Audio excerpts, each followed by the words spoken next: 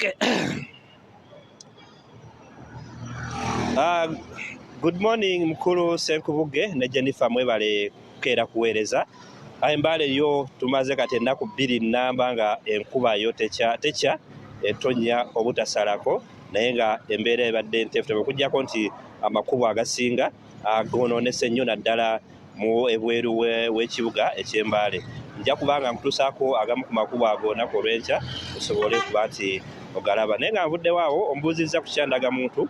Ekyandagamuntu okusinziira ku RCC ow'Embale oba Resident District Commissioner ow'Embale omukulu John Rex Ochola yategeeza nti bo nga aba security bafunye okwennyamira oluvannyuma lw'okuba nti ba money lenders bagenze mu maaso n'okulabika nti bajjako abantu endagamuntu zaabwe era kino ne kireetawo obunkenke obwa security.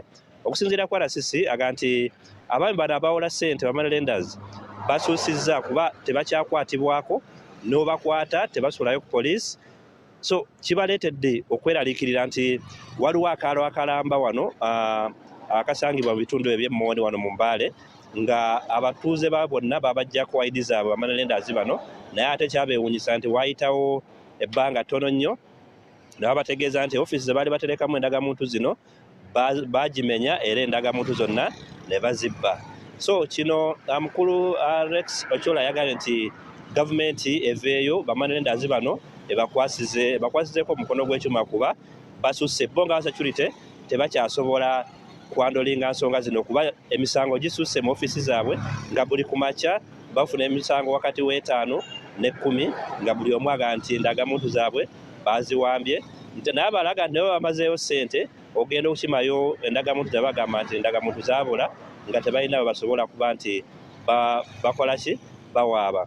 N'ekirala era yabadde ayogerera ku mukolo gwe yasinkanye omukulu wa Governor, Deputy Governor Bank of Uganda n'amusaba naga nti waliwo ekkobaane wakati wa Bank of Uganda ne Minister of Finance naye okuba nti bazaayo ssente za batera okuzzaayo ssente za districts oba municipalities obutakola mirimu gyabwe nga financial eweddeko.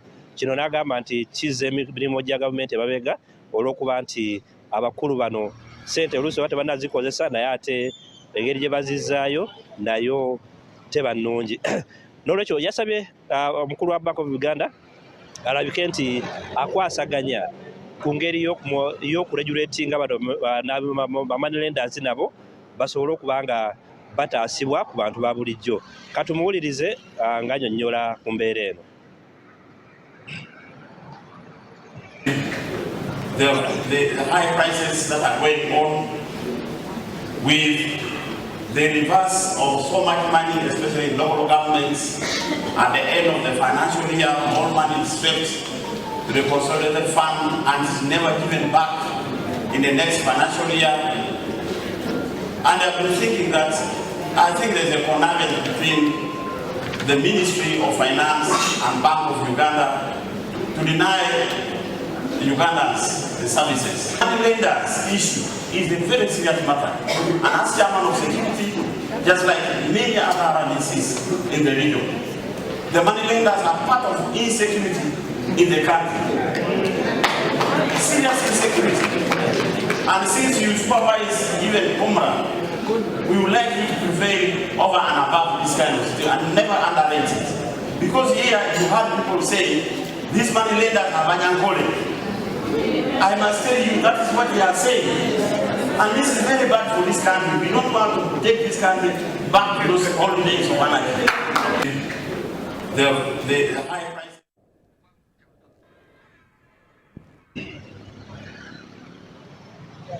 Okay, yoyo RCC w'Embale mukulu John Rex Ochola nga agezaako okutangaaza ku mbeera eyo.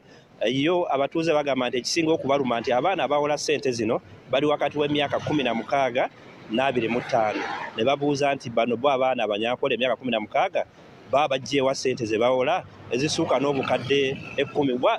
Baga nti ssente zonna ze baagala baba bazirina.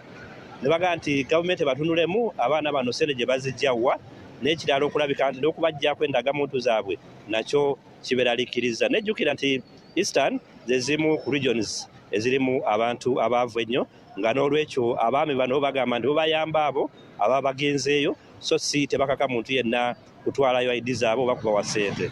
Yeeyo embeera eri mu bitundu bino mukulu Ssenkubuge.